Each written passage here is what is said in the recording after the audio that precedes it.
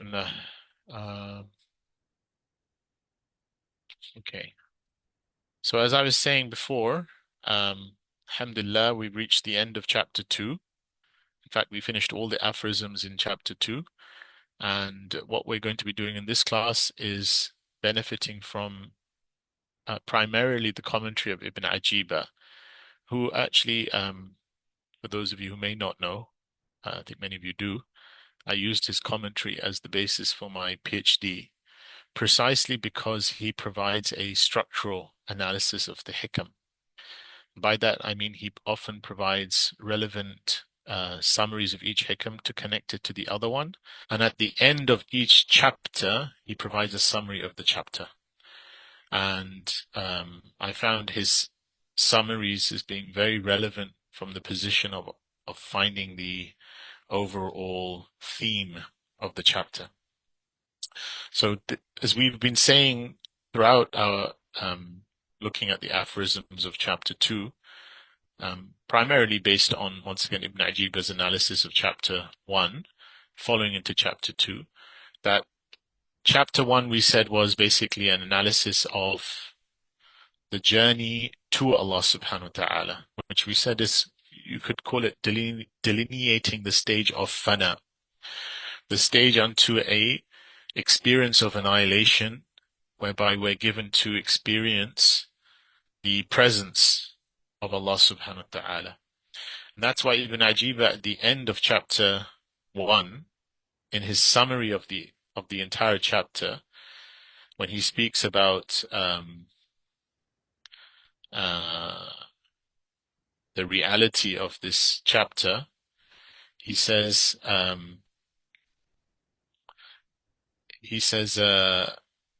ثم فتح لك الباب ورفع عنك الحجاب.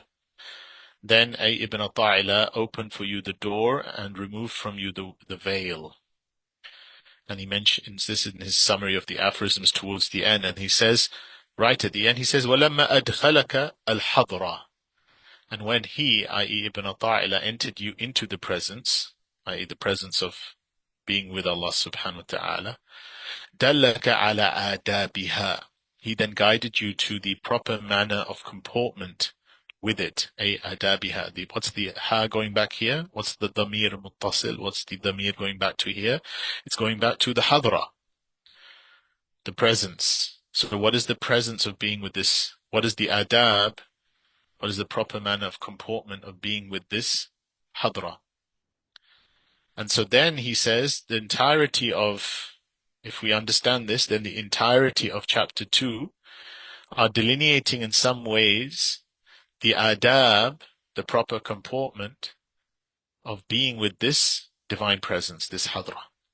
Or you could say the way of being with being, the way of being with the small b, with being, capital B, right? The nature of being in this presence. And it's interesting, somebody said that, it's not for perhaps a coincidence that we've been called human beings and not human doings. And we have to be something. We have to represent something at each stage.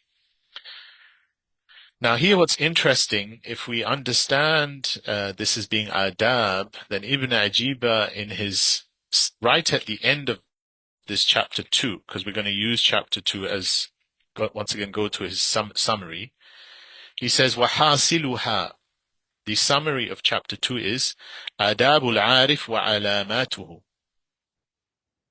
Or آداب العارف وعلاماته. Now, the adab, the proper manners of being of the arif, the one who is with Allah subhanahu wa ta'ala, the knower of Allah literally, and the alamat, the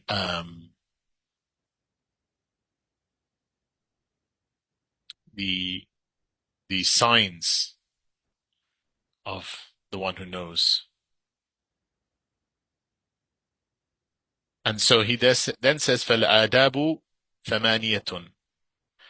He says the adab are 8, وَعَلَامَاتْ أَرْبَعٌ, and the signs are 4. So here he's listing the adab as 8. So what are these adab? And the way to know them is if we start looking at, because he doesn't list the adab in literal form in the summary. He actually lists these signs. So we have to go back to each of the aphorisms and then see his descriptions upon them. And if we do that, I sent you a table, those of you who may have uh, been looking at the notes that I sent to the group. There's a table in which I said it's called Table 1, showing Ibn Ajib's short summaries of the aphorisms. So if we go to the beginning, aphorism number 17, because we're going to go through the aphorism, then we're going to see the relevance. So what's aphorism number 17, which is the first aphorism of chapter 2? It says, ما ترك من الجهل شيئا من أراد أن يحدث في الوقت غير ما أظهر الله فيه. Says, such a person has never left from ignorance anything. Whoever desires or wishes that they appear at any given moment other than what Allah has manifested in it. So now, with regards to this, Ibn Ajib then says at the end of this aphorism, he says, وَالْحَاصِلْ أَنَّ الْعَارِفْ لَا يُنْكِرُ شَيْئًا. The summary is that the Arif does not negate anything. وَلَا يَجْهَلُ شَيْئًا, and is not ignorant of anything. And وَقَدْ قَالَ بَعْضُ الْعَارِفِينَ لَيْسَ فِي الْإِمْكَانِ أَبْدَعَ مِمَّا كَانَ. There is nothing in existence more amazing than that which is. وَتَأْوِيلُهُ أَنَّ مَا سَبَقَ فِي إِلْمِ اللَّهِ يَكُونُ لَا يُمْكِنُ غَيْرُهُ. And that the understanding of this statement is that which is preceded in the knowledge of Allah, i.e. to come into existence, there is no possibility of there being other than that. So there is no possibility of an alternative reality. فَلَا أَبْدَعْ مِنْهُ. So there's nothing more greater than that. And so here, Ibn Ajiba is actually saying that the nature of the Arif is to accept this principle. So I wrote in kind of paraphrasing his short description, is that the Arif is the one who always places things in their proper place. And he acts in accordance with how things are meant to be. And he never denies the existence of a thing, and nor is he ignorant of the wisdom behind why that thing has come into existence. So he's never contesting the divine decree. And the second one, which is the second adab, is إحالة كل أعمال على وجود الفراغ من رعنات النفوس or رعنات النفس. So he said, putting off spiritual works in the presence of faragh, free time, is from the ru'anat, the foolish antics of the ego. Here, in his summary of this, Ibn Ajiba says, he says the second adab from the Hadra is leaving aside the commonplace.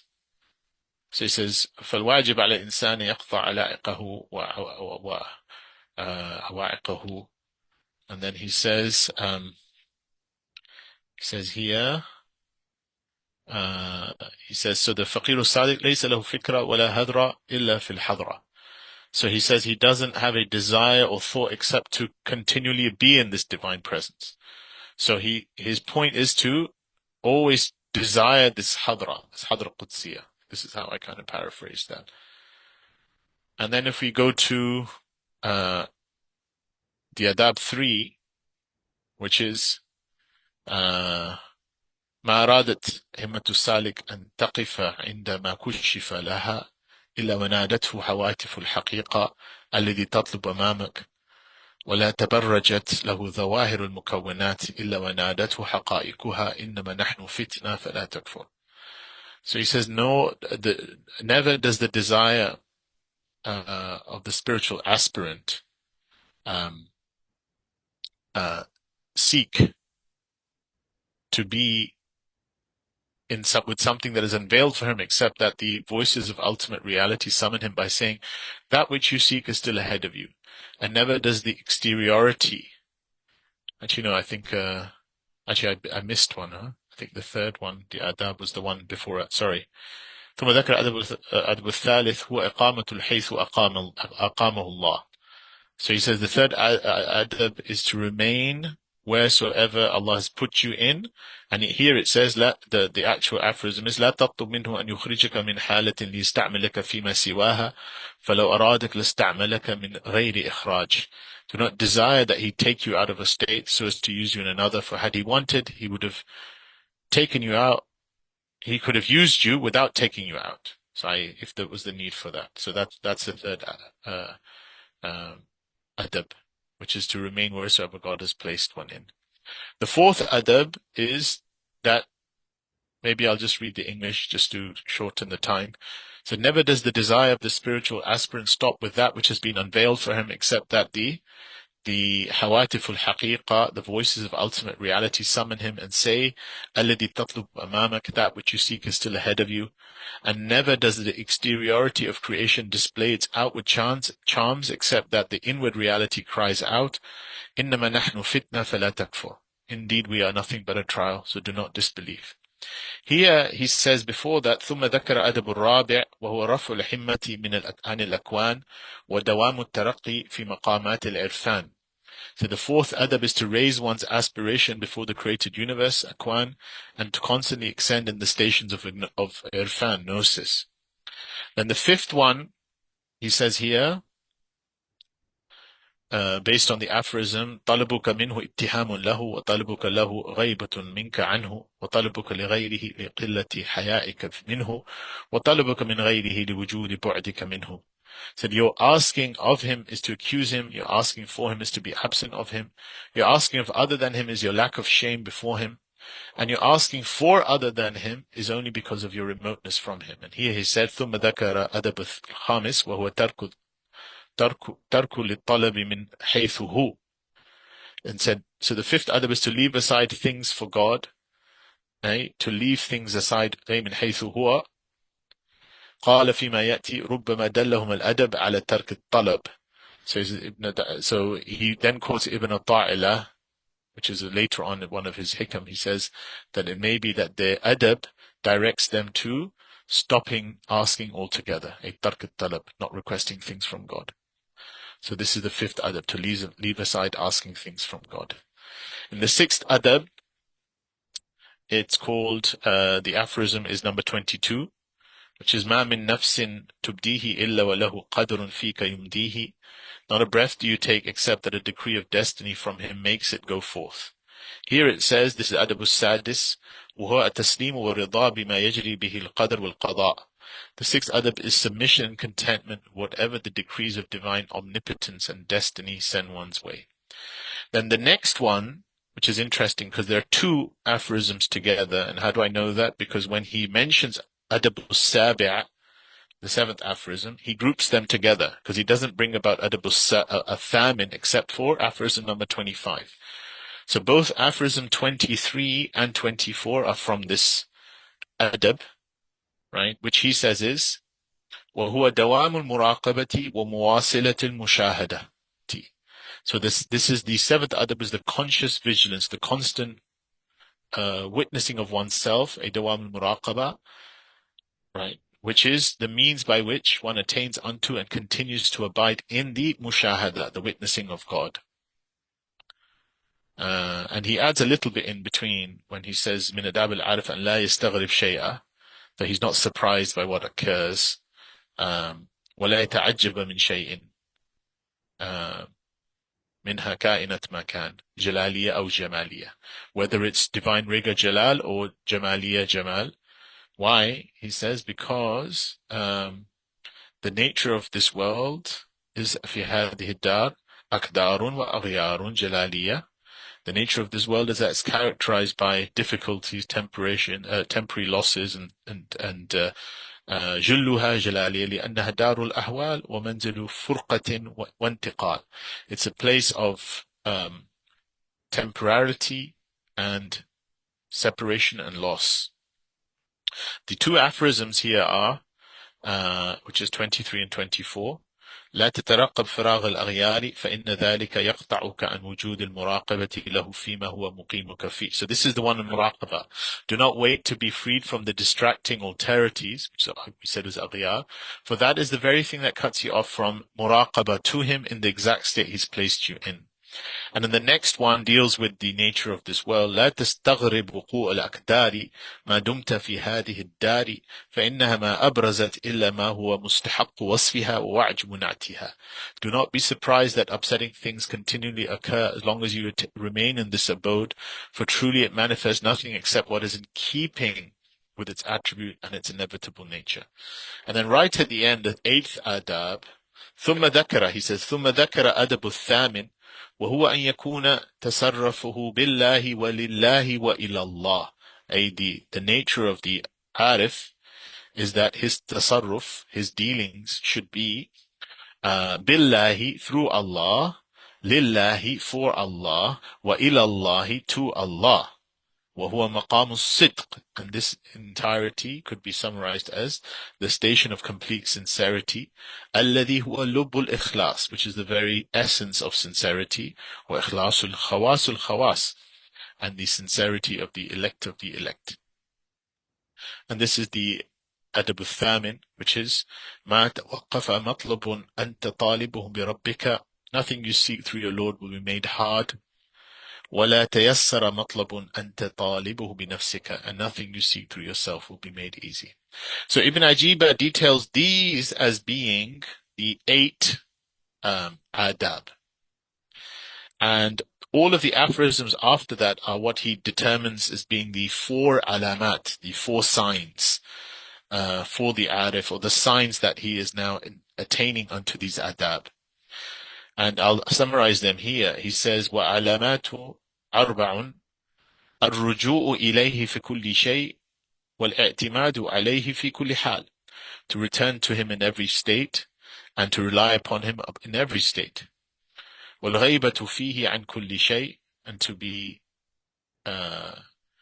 have غيبة فيه, which means to find you're basically occluded from everything by finding your everything in him. عن كل شيء. So nothing else distracts you, nothing else occupies your heart, nothing else becomes your means of intimacy. Then the third is وَالْإِسْتِدْلَالُ بِهِ عَلَى كُلِّ شَيْءٍ, and to take him as the reference unto everything, not things as the reference unto him. And then the fourth is وَاتِّسَاءُ أَرْزَاقِ الْعُلُومِ, the expansion of the nature of ulum, of knowledge, وَفَتْحُ الْمَخَازِنِ الْفُهُومِ, and the opening of the treasure of understanding, وَالْوُصْلُ أو وصل إلى مواجهة الأنوار, and to attain unto the source of lights, i.e. the lights from the very muwajaha, from where they occur from in terms of their facing, والغيبة عنها بشهود واحد القهار, and to move away from the lights whatsoever by your witnessing the source of the one who's al-wahid al-qahar. He says the one, and he uses the word qahar deliberately, he overpowers, because in other words, you're with Nur al-Anwar, the source of all lights, so you're no longer with the lights. So here, he's now saying there are 4 signs that by which the arif is coming, and there are 8 adab. So now, as usual, we when we read these things, we, at least in our intention here through this course, Psychology of Sulūk, which is through both Radisho and ISIP, our goal is to take psycho-spiritual insights from this. And the biggest insight we can understand is that he didn't stop at the level of saying, the goal is that a person is given to spiritual experiences. No, the goal is that there is something called an adab, a nature of being with those experiences. And the reason why that is because it's often not understood by many a person, but live life a little, and they say the person who doesn't know comes to know, eh? And then man dhaqa araf, someone who tastes it really comes to know, is that the spiritual path and spirituality is actually dangerous business. When we say dangerous business, we mean because much of what we get our security from, much of the nature of how we have given ourselves to have a sense of identity is actually premised on falsehood. It's premised on oham, it's premised on illusions, it's premised on internal ideas of who we take ourselves to be, that for the most part, whether they are dislocated through the difficulties of life, or whether they just come aside, right, by the spiritual nature of light. When light provides illumination, then if there's falsehood there, then the first thing it illuminates is the darkness. قُلْ جَاءَ الْحَقُّ وَزَهَقَ الْبَاطِلُ. When truth comes, falsehood perishes. إِنَّ الْبَاطِلَ كَانَ زَهُوقًا. Because falsehood by its very nature is bound to perish. But the problem becomes when these ego structures are destabilized and when they perish. And given that the very nature of spiritual openings on this path are intended to destabilize the ego structure, the question then becomes, what happens after that? Okay. That's why the ulama say that the very thing that we consider is fath al-nurani, spiritual openings that are full of light, have always within them the potential to become al-dhulmani, aspects of darkness, based on the adab or lack of adab that follow them. Because every single spiritual opening is also asking something of you. It's not something to be added in the Western paradigm or actually the egoic paradigm of attainment.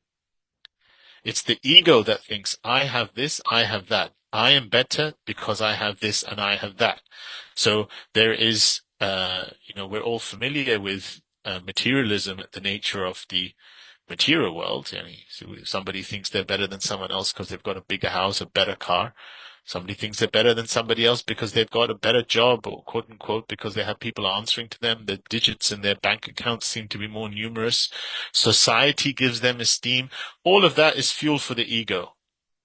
But many of us aren't familiar with the nature of the ego getting its fuel from what it associates as prestige within the spiritual world. And it's for no reason that that's actually far more dangerous. It's for no reason that it's not for no reason, sorry, that people, I think that's what I was trying to say. It's not for no reason that in our hadith tradition, one of the most scary hadith is that the first people who are cast and dragged into hellfire will be people who otherwise are associated as spiritual. And the one who taught supposedly for the sake of God, but he taught so that people would say he's a great teacher, or the one who donated for the sake of God, but he supposedly donated so people say, look how generous he is, or the one who even took part and gave up his life as a martyr, quote unquote, for the sake of God, and he did that so people would say he's brave. The ego wants to co-opt spirituality just like it co-opts the dunya. And so now the question becomes, what is the protocol after the spiritual opening? And that's why, as I said in the notes, Ibn Ajiba is basically saying that these 8 adab are integration protocols after the opening. And then the question becomes, what about for those of us who don't have the openings? We may not have, if the whole goal, if this is stabilization after, as Ibn Ata'ila said, وَلَمَّا أَدْخَلَكَ الْحَضْرَةِ, or says, Ibn Ajiba says about Ibn Ata'ila, وَلَمَّا أَدْخَلَكَ الْحَضْرَةِ, when he entered you into the divine presence. What about if we're not in the divine presence, but we're still reading these things? Well, that which enables integration afterwards enables stabilization before. And that's why, in some tariqas, they actually emphasize reading the adab of these things, these high adab, even before you've had any futuhat. And in fact, that's more beneficial because it means that there is less things to be feared for the murid when he has the futuhat, if they have the futuhat. And some of the mashayikh actually say, the later the better. The later things become delayed, the better it is, because the person is more integrated and stable in their sense of being, to then allow for these things to benefit. Sometimes some shuyukh may put someone very early on into the khalwa, and they come and they see a little bit of presence, and they put them to khalwa, and then a spiritual retreat, and then they come out with some experience of, they call it fana, being annihilated and being given to see the absolute oneness of Allah. And then now the goal becomes, okay, now how are you going to integrate that? And that integration step is not as detailed. The goal of the sheikh was just to put them into that and then let that then, become means by which they integrate. Because they don't integrate it, the very thing that was supposed to be a means for opening for them becomes a means for illusions, spiritual narcissism. I have had an opening. Ego inflation, because the ego can come back. I mean, fana is always a temporary experience. So the ego comes back, and now the ego has to interpret what that person experienced, which was the death of the ego, or the temporal disassociation of the ego. Now the ego says, well, how do I interpret this? Well, everyone talks about fana as being something great. I've had fana. The ego's had fana. And the whole point is, egos don't experience fana. Fana is the very dissolution of the ego. So how do you go back to experiencing that experience? By making that experience permanent through the integration of the baqa. But if the ego takes over that experience, this is the most difficult thing, they say, for the mashayikh to cure. Most difficult thing. And they call this is what they call Fath al-Dhulmani, an opening of darkness, because it was used for darkness. It was used for ego inflation. It was used to bypass then, astaghfirullah, some of these people might go on to say, well, because I've attained to this experience, because I have this experience, the same rules for other people don't apply to me. And so this is one of the aspects that have to be integrated in this dimension. And then another thing, there's two other aspects. One of them would be if the person had an opening. There's also a need, and this is often not understood, but it is something that, once again, is experientially known. Live a little and you come to know it, is that there is another type of integration, which is the integration of the bodily dimension. Because the nervous system has been given to live a certain way, and all of a sudden, if a person has had a spiritual opening, that can infuse a kind of a reset that has to be calibrated by the body, and the body is lagging behind. So that this dysregulation of the nervous system, and this is what, if you read a bit about in the kind of New Age community, you'd come across things like what they refer to as Kundalini crisis. And I have my own theories as to why that's often more extreme within some of these communities, is because I believe Islam, even in its fundamental patterns of worship, is patterning you to integration. And that's why the prayer is a jami'ah. It's a jami'un. It is integrative in its very nature of how you're praying. You've got the body, you've got recitation, you've got the mind, you've got, all of your limbs are being engaged. And there are the forms of devotion in Islam are mutanawwi'ah. There are different forms of devotion. There's the pilgrimage, there's fasting, there's dhikr, there is all of these things. They are integrative. Whereas if you look at some of the New Age community, because they don't have sacred lineages a lot of the time, or even if they do, they're distorted, but yet, they're trying to thrust people into spiritual experiences. So when that happens, it often brings about, and if you're interested, this phenomenon of what they call the Kundalini crisis, their bodies get completely dysregulated. And they get, this can be sympathetically activated, so they're constantly given to this euphoria, they can't sleep at night. Or the opposite, there's a dorsal collapse, there's a sense of emptiness on the back of this experience, a detachment, and you see all of a sudden they go from this to suicidal. Or there is now a sense of dependence, excessive dependency, regression, projecting their needs onto people. So all of these things are aspects of the psychosomatic level. And of course, in our tradition, we're familiar with jadab al-aql. The person's been so destabilized that he loses his mind. So they call the majadib or the majdub, which, we mentioned in the previous lesson that there is a need for jadab, and the path has jadab, but the jadab has to be with the suluk. So if the jadab becomes overpowering, it is not integrated, then a person can lose his very mind. And it doesn't mean that person, when he loses his mind, he's not accountable, or she's not accountable for what they're saying or doing, because rufiyat anhum qalam, the pen has been lifted from them.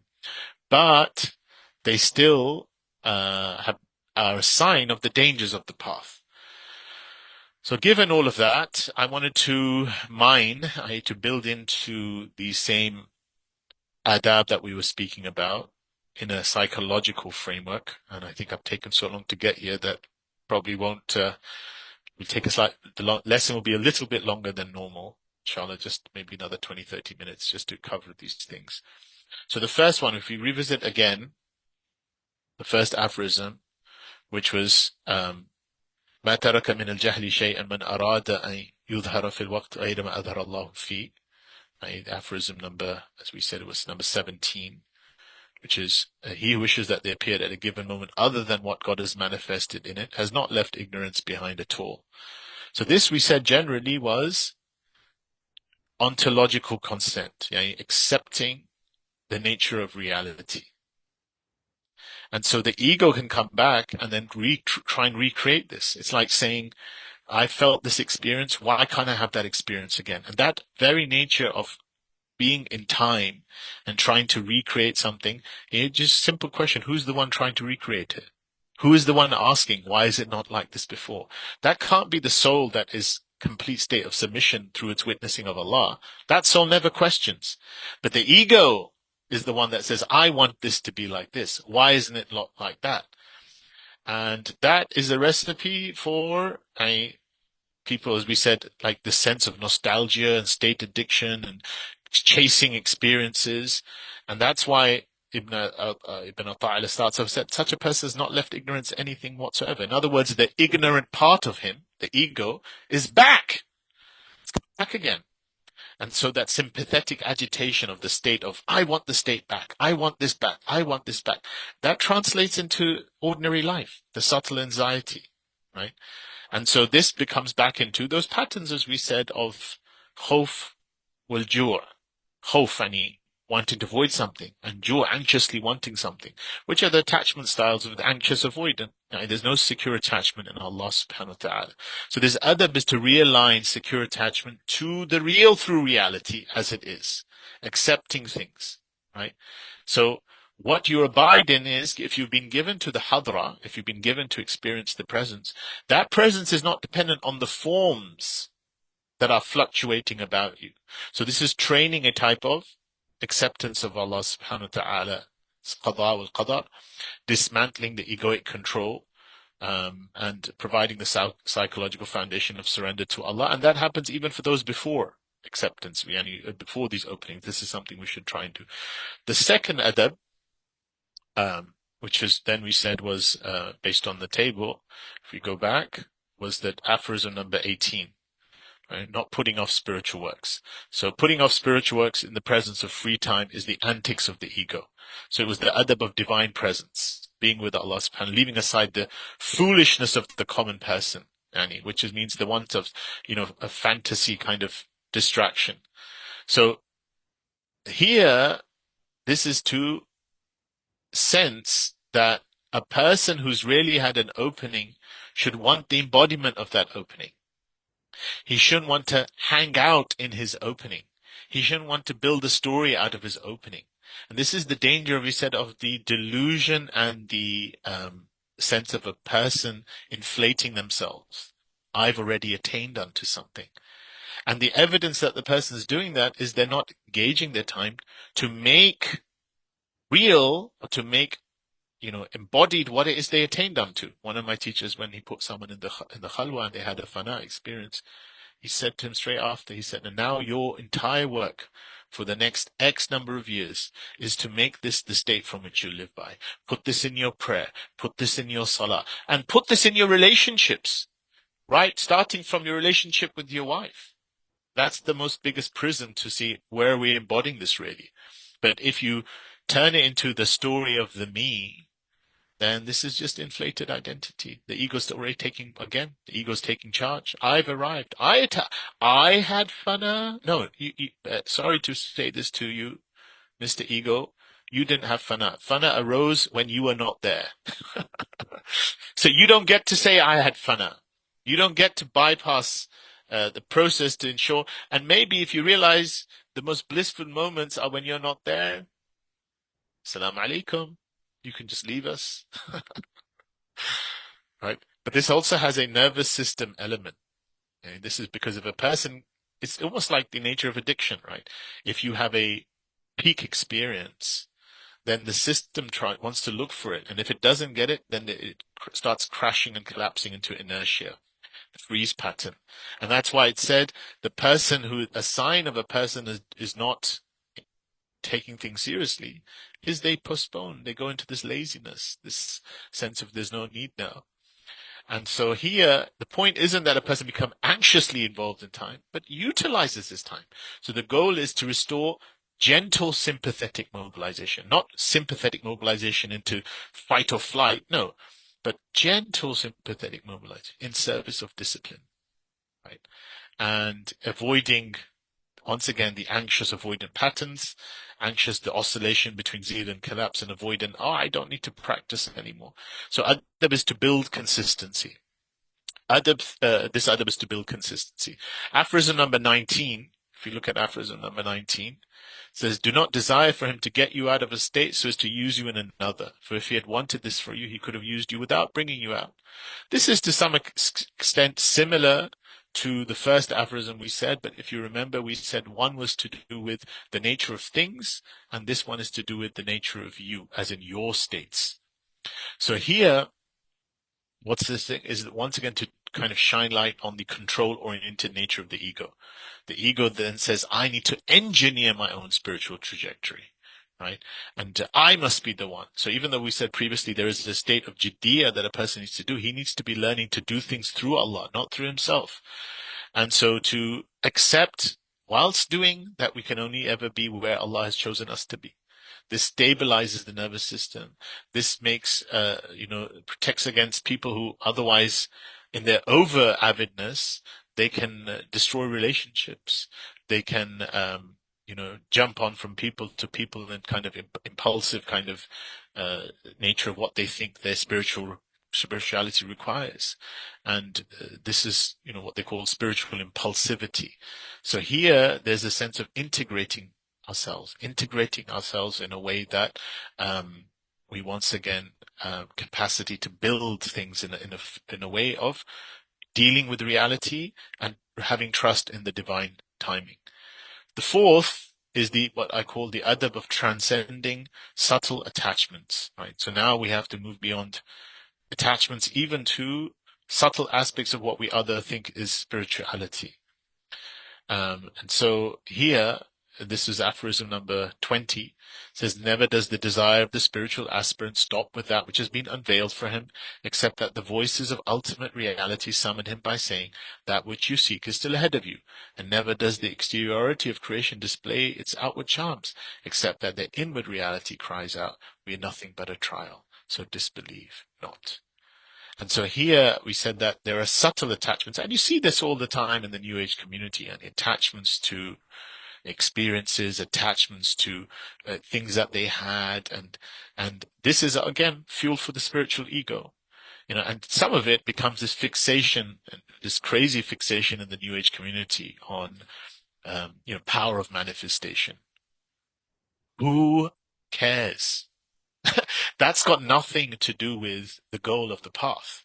The goal of the path is that you be through the one who is, and your ego not be there, and you operate from the place of that light where you are mercy and compassion to all, because that is how the absoluteness of God wants to manifest himself, or is manifesting himself in ways throughout the cosmos.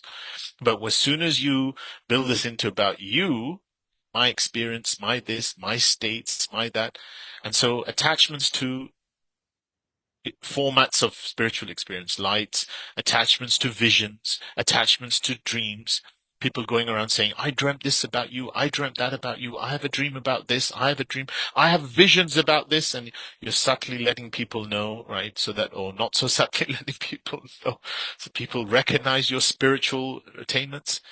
And what is this doing? This is all, as we said, this is that same circuitry for the ego. It's fueling the ego, the pattern of craving other than Allah subhanahu wa ta'ala. And this is the same circuitry of addiction.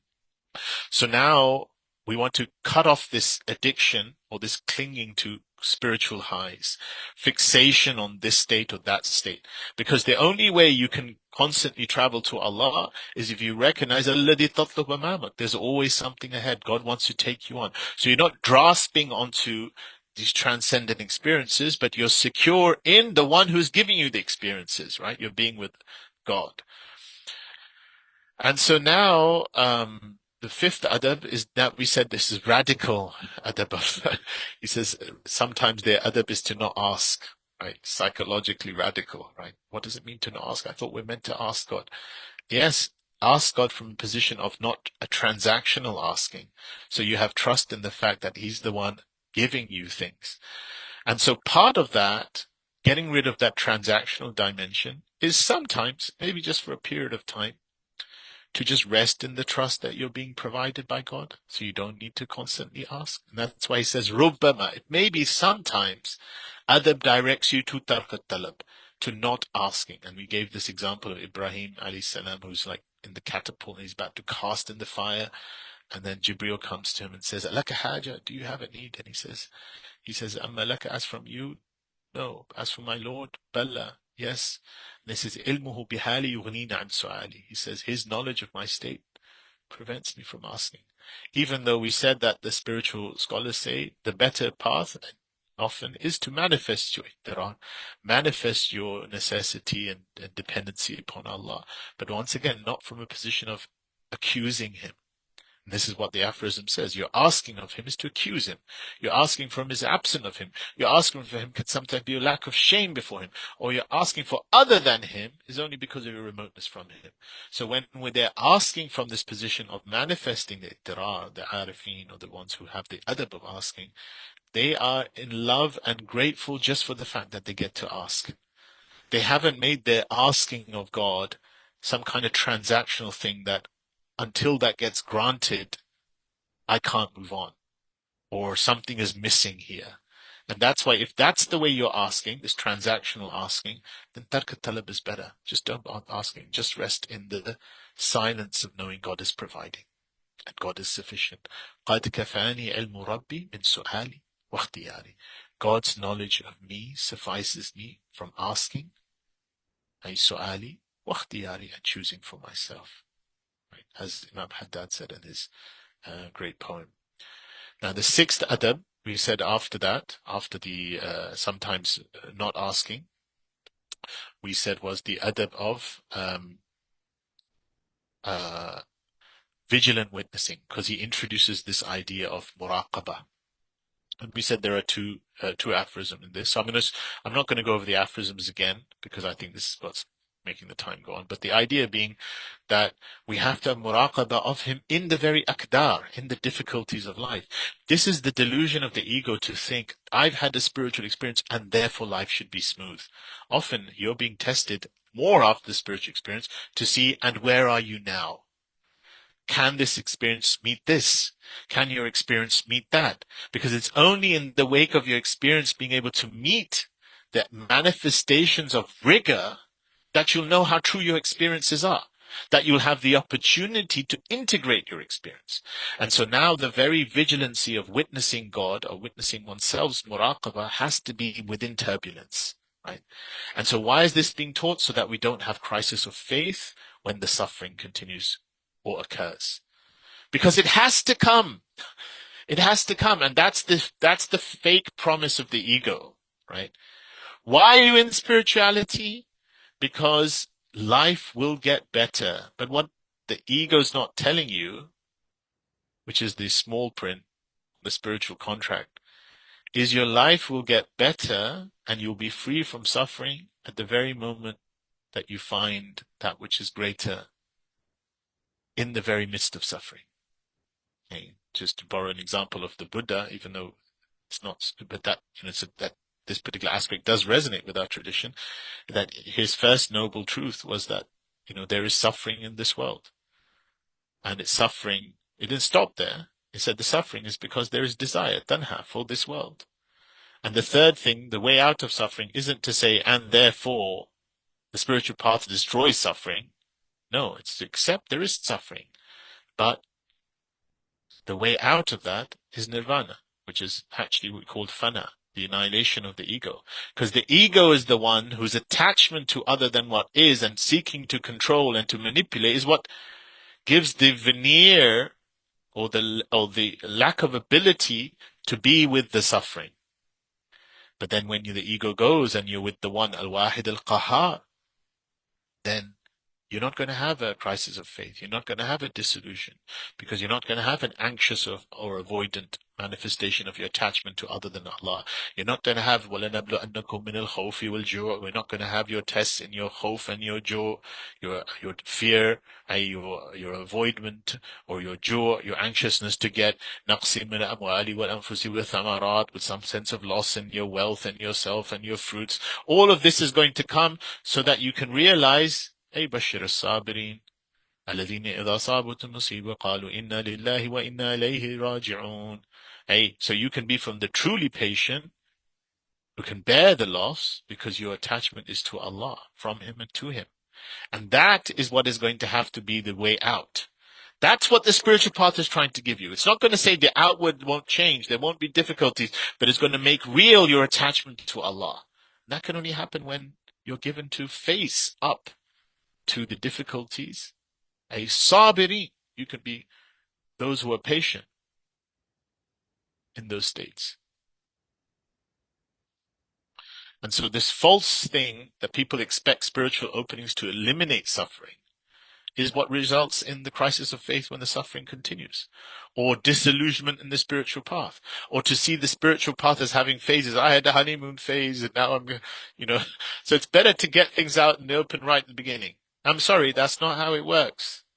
In fact, most of the time, your spiritual path is really working when things are going wrong, quote unquote, i.e. the life is going difficulties, and in the back of that, you're able to be witnessing of God. Now your path is working. Not when, quote unquote, the ego thinks things are going right. I'm making money. I'm doing this. I'm doing that. And then all of a sudden, it was just this kind of sense of the ego attaching its narrative to what it thinks the path would be. And so it jumps from everything's going well to God abandoned me. Spirituality doesn't work. Oh, we might as well give up when I'm this far behind. And so we want to do away with this kind of thing, and that has to require the sense of attachment to Allah subhanahu wa ta'ala, a secure attachment. And then the last one was aphorism number 8, which are called adab of acting through God. And here, this is about flowing from alignment to source. So then a person learns to be through God and to act from that place. And this is the way of the person who has found the source of light, and that's why it's referred to as sincerity. So we said overall the 8 adab are a progression. Only going to take 10 more minutes, inshallah. Number 1, accept manifestation. Number 2, stop procrastination. Number 3, stay placed wherever you are, where God has placed you. Number 4, don't cling to experiences. Number 5, stop transactional asking. Number 6, accepting destiny. Number 7, maintaining witnessing and turbulence. And number 8, acting through divine alignment. And in all of these, this was a pre-modern format by which Ibn Ajiba was giving this integration model. And without this integration model, then we have all of these problems at the level of identity, at the level of attachment, at the level of nervous system regulation, at the level of boundaries. And we see this all around in the spiritual communities today, right? Communities breaking down, the latest scandal of the guru. Another thing I didn't mention was sometimes these things translate into the most perverse sexual abuses as well. And you see this, and there's this, one of the people I did my mindfulness training with, Jack Cornfield, actually wrote about how many Buddhist teachers ended up becoming sexual abusers in the North American framework of Buddhist, supposedly having lineage. And just to be fair, it's not as if within even the Muslim communities, when we have the fake Sufis, and this is what gives tasawwuf a bad name, using tariqas and using the structure of peers and murids to do the same formats of spiritual narcissism, control, and that's because at its root, this integration was not there. This integration, this adab that are meant to be a containment and integration and to allow for experience to become maturation, was not engaged with. And so after that, I'm just going to be very quick now. The reason why he goes from adab to the alama is because in many ways the alama are now the diagnostic signs. When you have your adab as the regulatory discipline, how do you know whether that's been stabilized or not, right? And so the adab are there to be signs. And so there are 4 adab inshallah ta'ala, encourage you to read because we don't have much time to go into them now because I'm trying to rush. But the first, there are four alama, and the first alama is returning back to God in every affair and reliance upon Him in every state. The second one is to be inwardly with Him in all things. This is what Ibn says in his summary, to take Him as the source of all things. Third is to do with your sense of provision, to find your provision with God in the knowledge and expansion of understanding He gives you, not with the outer world. And the fourth is to arrive as your light, your seeking of lights through God, by witnessing Him overpowering you through the source of light, not to be seeking transcendence and spiritual experiences. So they correspond to the adab. So the first one is returning to God in every affair. This corresponds to adab number 1, ontological consent. Adab number 5, stop asking transactionally. Adab number 6, submission to destiny. The second sign, being inwardly with Him in all things, corresponds to adab number 4, non-attachment to unveilings. Adab number 7, continuous vigilance with Him. The third one, expansion of knowledge. Adab number 2 corresponds to adab number 2, non-delay in discipline. Adab number 8, acting through God. And the fourth one is actually the highest level sign, is to speak about that. And we mentioned this really goes back to the last of the adab that he mentioned, which is to be with Allah. ثم ذكر أدب الثامن, the eighth adab, which is to make your dealings through Allah, by Allah, and for Allah. And this is this level of sincerity. And that's why the fourth adab about this sense of lights, this is about the ontological shift between the sa'ir, the one who's traveling, and the wasil, the one who's arrived. And what it's seeking to say here is that the one who's traveling is always seeking something other than Allah subhanahu wa ta'ala. And he returns back to me and this, I and this, me, and even if they're spiritual. The one who's wasil, who's with Allah subhanahu wa ta'ala, he's attained unto what we could call the secure attachment to the divine. He's attained unto this sense of knowing through an immediacy of witnessing God. And so he's not possessed by his experience. The experience belongs to him. And how is it belongs to him? Because he's not grasping it. Whereas the one who's possessed by his experience, his very nature of desiring that or needing that, is the thing that enslaves him to it. And so at the end, I had this table between the different phases. The early traveler, right, whose regulation is dysregulated. He's in this identity of seeking, and his relationship is desiring God, but he's traveling. The mature traveler, he's stabilized. He's getting more of this identity of the servant of God, but he comes and goes, comes and goes, comes and goes. And at the end, you have the wasil, who's arrived, who's integrated, who has realized a tahqiq al-ubudiyya. Ibn Ajiba says, the realization of slavehood is ubuda, is freedom, because they're not enslaved to anything else besides, and so their constant identity is from God, from God, from God. And so from Him and to Him, through Him, from Him and to Him, through Him, from Him and to Him, through Him. And so this is the ultimate way he's ending this. And just to cap this, inshallah ta'ala, this is the reality of why they say the maqamul baqa, the station of baqa, is the perfect embodiment of being with the Prophet sallallahu alaihi wasallam, his real sunnah, the outward and the inward, because that's what he mirrored for us. So may Allah subhanahu wa ta'ala give us some of this as we can, some of this as we read about this, to taste this and to embody this. وما ذلك على الله بعزيز والحمد لله رب العالمين ربنا تقبل منا بالسر أسرار الفاتحة بسم الله الرحمن الرحيم الحمد لله رب العالمين الرحمن الرحيم مالك يوم الدين إياك نعبد وإياك نستعين اهدنا الصراط المستقيم صراط الذين أنعمت عليهم غير المغضوب عليهم ولا الضالين آمين آمين. Okay, I'm conscious of time. We've gone over, I think, by about 50 minutes for our ending time, so we might have 5-10 minutes for a discussion and question answers. Sidi Imran, you've got your hand raised. Assalamu alaikum, Sidi. Wa alaikum salam wa rahmatullah. Just had a question about sort of what happens after openings for people who don't have a guide, and where this sort of fits in. Because I come across people who, who may share or may have had some sort of experience or opening, and and often they don't sort of follow this, or are not really conscious of this sort of how, they're sort of post-enlightenment period basically, and sometimes they often can get a bit wayward, and so just and and often sort of wonder about maybe it's because of the guidance that they're sort of or the lack of guidance perhaps that I mean that guidance that they don't have or a sheikh so would in that situation would they what the advice would be the usual of if someone does not have a sheikh, does that apply to that person in that situation? Um, so in general, one of the signs that a person, if a person has, and it's not uncommon, and the nature of this path and the nature of, when you say path, we're saying talking about the spiritual path, both in its lineages and the nature of experiences along this path, is that someone can attain unto, they can get jadab. Why? Because Allah is more real than falsity. So there are moments where the real shines through.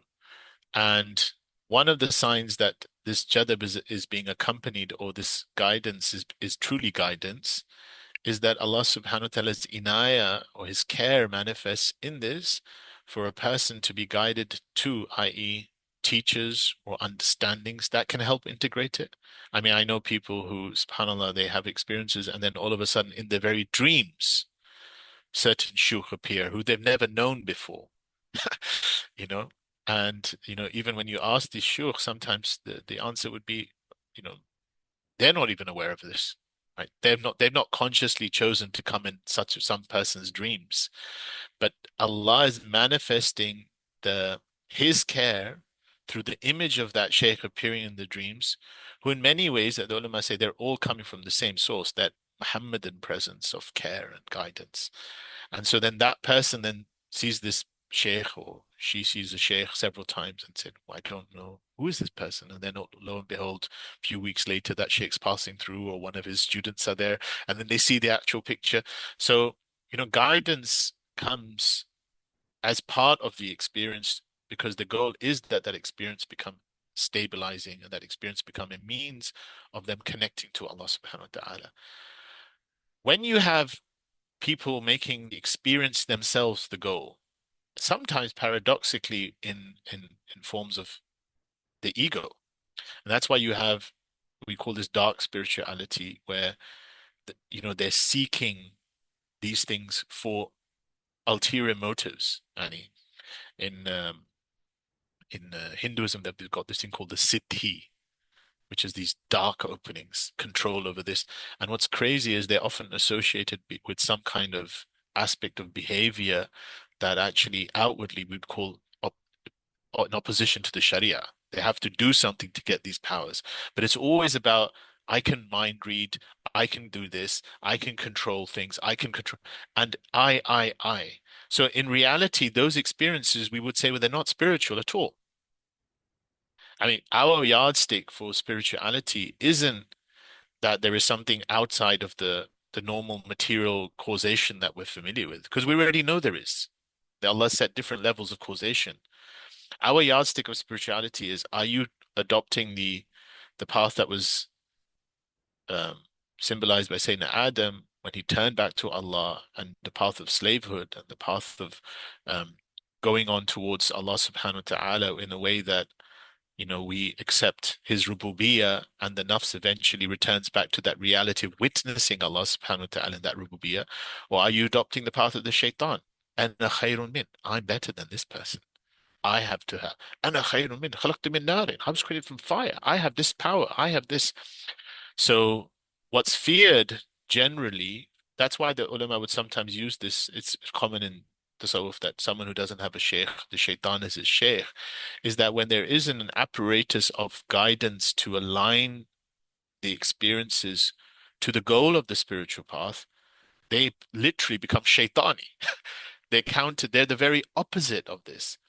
And that's why there's a book by I think it's Charles Upton, when he writes about the New Age kind of spirituality, and he calls them the vectors of counter initiation, i.e., they're means of being initiated in the very opposite to the spirituality. even though they're given this kind of spiritual kind of discourse, openings and this, and I can gain that, I can then, and so that's a danger, and that's a danger not just purely New Age, but also within the Muslim community. If there's a false lineage, if there's people, charlatans, and maybe they have attained unto some kind of break of causality, but we call that istidraj. I mean, the difference between a karama and istidraj, it can be the same phenomena, exact same phenomena of some kind of break in causality, kharqul ada. They're both breaking the norm of causality. But one is karama, one is a form of being ennobled because it's aligned to your slavehood and you apportion things to where they generally are, i.e., or where they always are, i.e., Allah is the Rabb and we're the Abd. And the other is istidraj, being led astray from where you least expect it. Why? Because the very same experience has become used for ego inflation. So that's the danger. And then another danger, which is less spoken about, maybe, but there's many casualties on the path, is when Muslims adopt the do-it-yourself mode, right? I don't need to share all this is nonsense. What's all this done? I've got the dhikr and I've got the misbah in my hand, so I'm just going to say the lafz al-jalal, the name of Allah subhanahu wa ta'ala, go into retreat myself. Well, this comes from the Sufis say, you know, um, read it, it sounds nice, but try it and you'll weep. Because this is when you have many, many people who just leave as jadab, like you've got them, you just completely, their mind completely goes because they don't have the integrative apparatus to for that experience to be something that actually regulates them, and they've done it. When we think about idhan, it's not for no reason. And what are we doing? Why have we got lineages? These are safety mechanisms. The role of a guide is to know what is it you can handle when. That's basically his role, right? He's meant to tap into the guidance of the greater through the lineage of that prophetic any function, right? Yuzaki. He's going to purify you by knowing what is it you need, and it's never, just like in anything, it's never one size fits all. It's never one medicine for everyone. So when someone's undergoing this themselves, the dominant case is yukhsha alayhim. They're to be feared for. So that's, yeah. Does that answer the question? It does, CD. And just to clarify, just the step, really the steps that you described, or the adab that you described in this chapter, really, it can't be achieved on your own. Yeah, yeah, yeah. Would you say? No. Generally, يعني النادر لا يحتج به. We say the exceptional cases of people who, they're not to be taken as evidence for the rule, right? So you could Right. have exceptions, but the reason why the rule exists is because as human beings, this is very rarefied territory. Even reading about these things, we're like, whoa, is that even possible? And part of that means that that's why you have guides in any terrain. Any someone who's been down that territory, someone who knows the pitfalls, someone who knows the subtleties of the ego, how it can fool you and count. It's like there's not even we're seeing this in psychology, right? It's no, the person delivering the narcissistic training and how to deal with narcissists is a narcissist himself, right? So the ego's got ways of playing the game. And so, the same thing plays out in the spiritual path. And that's why, and it's not, it's dangerous territory and we need a guide, inshallah. Does that help, Imran? Barakallah feek, CD. Yes, it Wayakum, does. inshallah. Wayakum, inshallah. Jazakallah khair. Sister Tarana, you've got your hand raised. Yes, salam alaikum. I have a question, but I'm not sure if I can correspond the way I have the question. You said fana and baka, and I was thinking about the fana as the states in the dunya we experience, and you were talking about the spiritual highs, and in it is fana in itself is a joy. And then you mentioned baka, and I was like traveling passed from the world, we died, we are in Jannah, whatsoever, enjoying. And then this is also a state, even the Jannah and the enjoyment. And then there is this situation where you still don't want the Jannah, but just the prostration. And the observance, just the being with Allah. And in this state of being with Allah, you recognize that the only state you are able is, again, in this baka, is fana. There is no being. The ultimate baka is the tranquil acceptance that there is no being at all. And when I go a little bit further, what is it all about? It's this whole eternity after Jannah, and this whole realization is just a glance um, that He allows us to see that at the end, He is alone. That we have to be not, that the only being is Him, and there's no being of us.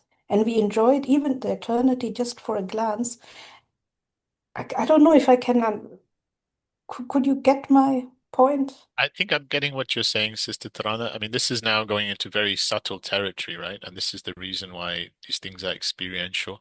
You know, at the level of language, and even in, in the discourse of Sufis, there can be different types of fana, right? There is, because fana just means to be annihilated.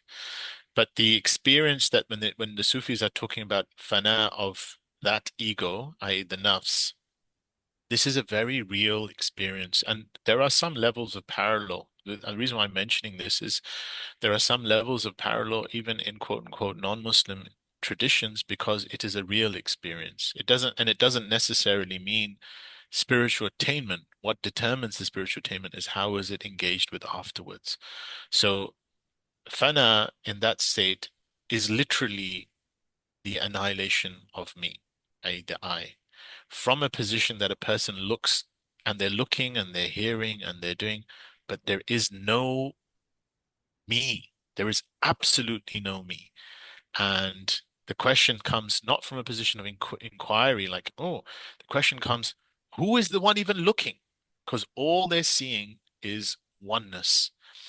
And this can, depending on how people see it, often it's, is it blissful? Is that for a lot of people, it's absolutely terrifying because it comes completely unexpected. And this is often what the scholars, when they put you into retreat, not everyone does that for this reason, because this can be, it's better, maybe it comes gradually. Someone's doing salawat, they'll be preserved. But, if you're put into retreat and then this experience comes on you, then, the question that often this is like, I'm just seeing. I know someone who was put into retreat and the sheikh came and he said afterwards, and he said, I now know what the lines of poetry mean. He was quoting Shushtari, أنا هو الحبيب أنا هو المحبوب الحب لي مني شيء عجيب. He said, I know now what the lines mean. I'm the beloved, I am the lover. There is no other. Love for me from me is a strange thing. And so he's just like, and he's like completely. So they say this is fana, but that fana, actually, that level of complete, the ego is not there, is always a temporal experience. Why do they call baqa? Baqa is called fana ul fana. It's to go deeper at the level of fana, even at the level of, because you then go back into who is the witnesser, and that really crystallizes more and more and more until that experience of who is the witnesser becomes seeing things from Allah to Allah, from Allah to Allah. And then it comes back to the last point you said, which is not that you aren't, absolutely, is that you are through Allah. We don't negate that is only Allah and wabas, and that's it. No, Allah Himself has chosen to manifest the tajalliyat in this world, the manifestations of Him, of which you are a central part of that. So you are, but you are through Him. That's what baqa means. And the mystery of why you're through Him is that mystery of knowing what He wants to be known of Himself and manifest of Himself in a way that He is the onlooker unto Himself through you, because there's a deep purpose for all of this. There's a deep purpose for the tajalliyat, the manifestations in your life and his life and everyone's life. So that is the journey of baqa, it never ends. And that is the highest level of the path. That is the reality of khulafa fil ard, meaning to be vicegerents on the earth. Because what does the word khulafa mean? It means the one in place of. You can only be in place of Allah when you aren't. I.e., you're not the one who can ever be in place of Allah. But when you aren't, then the one who is ultimately here, who's made you his vizier, and so he is being through you in that state, not in the state of a a'udhu billah, like some people see incarnation, a'udhu billah, nothing, because he's already manifesting everything, right? But it's that consciousness of being from returning from him and to him and from him and to him, which is the goal of the spiritual path, the integrated human being. And so this is, we can, someone who like me who's so far from this, we can talk about these things, but there's a difference between talking about these things and being through it. And it's like difference between someone reading about recipes and looking at cookbooks and someone actually cooking, eating, digesting, and integrating. So may Allah subhanahu wa ta'ala I, make us. just sorry, I meant even if we die and we are in Jannah, this concept of eternity in Jannah, that itself, this witnessing, I have a feeling like it has to stop at some point, our witnessing. Sister Tarana, we are always dying. Not we die and we enter Jannah. We are given to die at every moment. But there is the death that Allah has set in place as the intiqal, the movement from this world to the next. Jannah, and this is Sunni Aqidah, so we have to accept this. But I'll give you the mystical take of why that is. Jannah is seen as eternally abiding, just as the fire is seen as eternally abiding.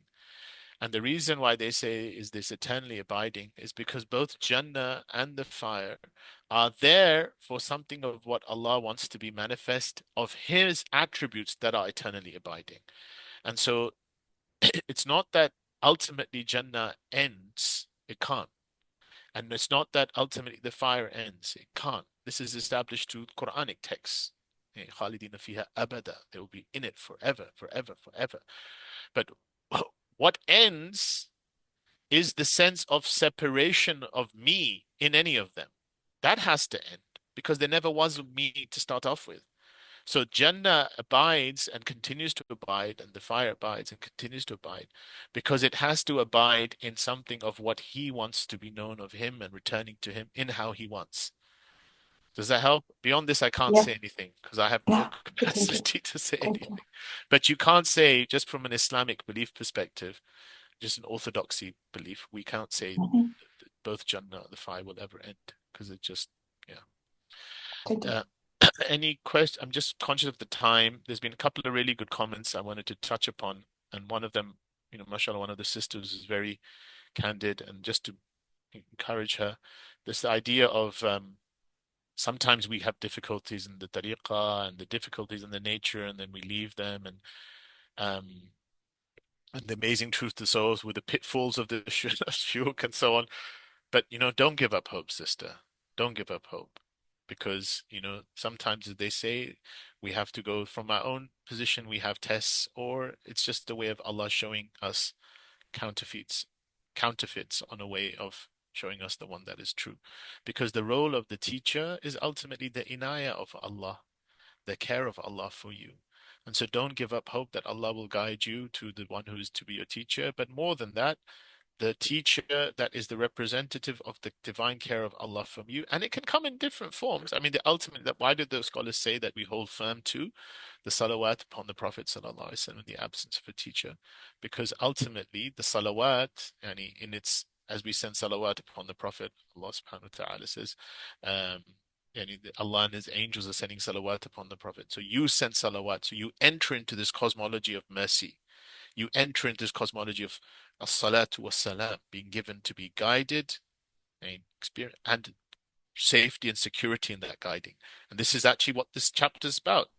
Chapter 2 is about the safety and security, and chapter 1 is about being given to be guided. So that is the encompassing of the prophetic guidance.